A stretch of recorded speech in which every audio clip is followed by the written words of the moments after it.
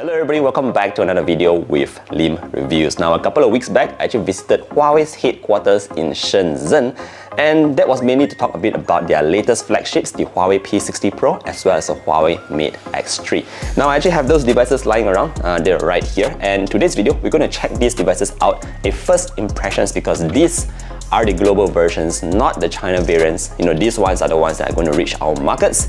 So let's take a very quick first impressions look at these devices. And of course, I'm going to show you a very quick tour of the Oxford campus, which is where they do all their R&D. It's a really cool town model after European cities.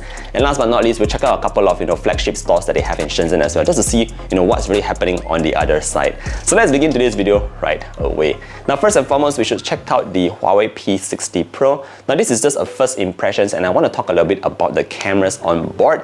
I will be doing a full review in a couple of days more, but for now, let's just take a quick look at the camera itself.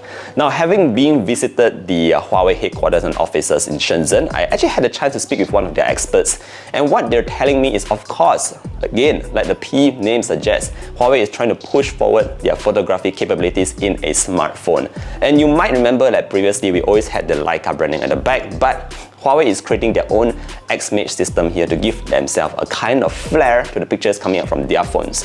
Alright, so let me explain. If you just go into the camera settings right away, you might notice that there are actually three different kind of looks over there. You have the original, you have the vivid, and the bright. Now after taking a lot of photos, I noticed that the original setting is best for using with people, like faces and all that, because it keeps the most original look of your face in there. However, if you like to do a bit of street photography, taking photos of the buildings, clouds, skies and all that, you might want to go with the bright or vivid because it gives a little bit of a feel to those images. You look like a street photographer right away. So as you can see on your screens here, just a couple of photos. These are meant to show you how the kind of photos will look like coming out of the P60 Pro directly from the camera itself without any editing. So you can already see that there's sort of like a vibe going on with the photos coming out from this device, and I think it's actually quite nice.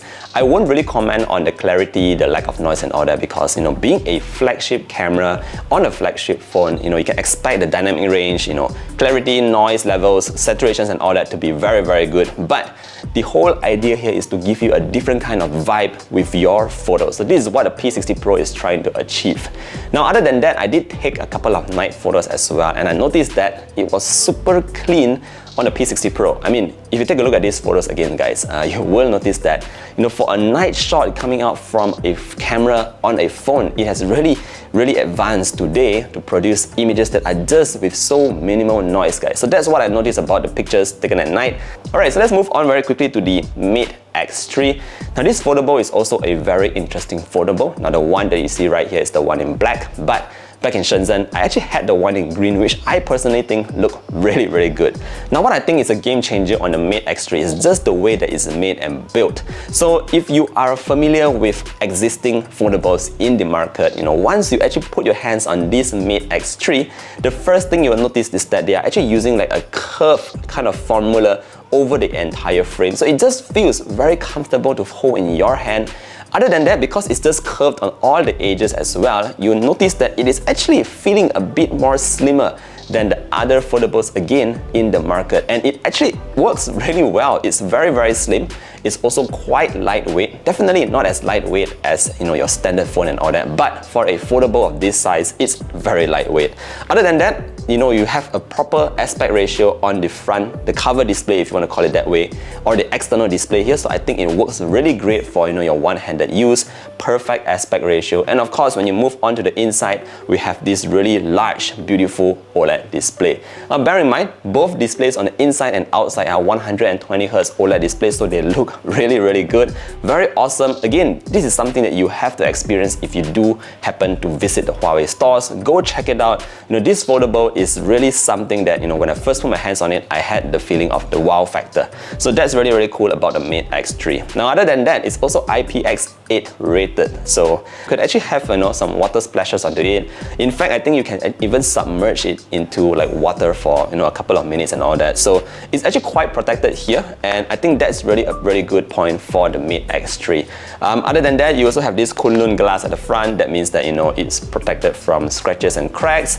And at the back, you also also get this really nice design. I think the design is so clean here. Once again, guys, take a look at this. You also have the XMage system, a couple of sensors at the back. I'll cover this device in further detail. Again, this is just a first impressions, and I think the part that mattered the most here is all about how it feels in hand, how it's just so slim, very lightweight, and just very comfortable to use as a foldable. Alright, so that's pretty much it for the devices. Other than that, like I mentioned, we also had the chance to visit the Oxhorn campus. Now, this is not a place that you can go in anytime you wish. You know, you have to be invited to be able to enter the campus itself. And like I said, it is actually modeled after like multiple European cities. So when you go there, you know, you have a bit of a shift in your brain because suddenly you're in China and then you are in Europe. So, you know, the buildings there are really nicely modeled. And this is actually a place where Huawei's R&D takes place. It is home to more than 20,000 people, if I'm not mistaken. A lot of people in this huge campus, guys. It's like a mini city, and to travel from one point to another, you even have to take a train, you know, like a train itself that's already in the city. So it's actually pretty insane, guys, to be able to visit this place. I never knew this place existed until I reached to Shenzhen, and they told me we're going to go and check out this really cool campus. So that's what's over there. Other than that, the flagship stores themselves, one quick thing about the flagship stores is that obviously they are very, very huge. They are way bigger than any of the Huawei stores that I've ever been to, especially here in Malaysia. And I particularly like the fact that they actually had their electric cars at the stores themselves.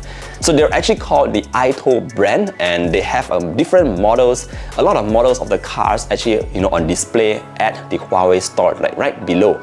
And I want to talk a little bit about these electric vehicles from Huawei. They're not the typical kind of EVs that you see on the road. Yes, obviously it runs on electric, not on gas or petrol or anything like that. But the main point of these cars is that they are actually running something like Harmony OS, where if you are using your phone, you know, you can actually connect to the car system instantly. It's just so well made. So just think of it as the entire ecosystem. You have multiple ecosystems from different brands, but for Huawei, if you're using their phone, if you're using their tablet, their laptop and all that, you already know that you have those kind of stuff like Huawei Share, where you can share stuff across. So the car is like another complementary product that you can consider getting if you already own Huawei devices. So I noticed that, you know, the data coming from the car, everything is synchronized to the phone. You can even take a photo in the car and send it directly to your phone via Huawei Share. So, I mean, I know there's Android Auto and Apple CarPlay, but the way this Harmony OS works with the cars, I think is really, really something very new.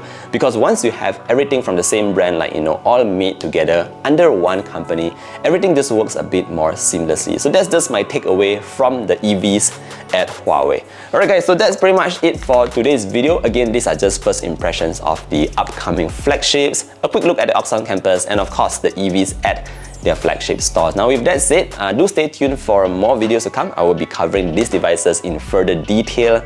Thank you for watching today's video all the way to the end. If you have any further questions, don't forget to drop them in the comment section below. Like and sub to the channel if you want to see more content like this, and I look forward to seeing you guys in the next one. Stay safe everybody. Bye!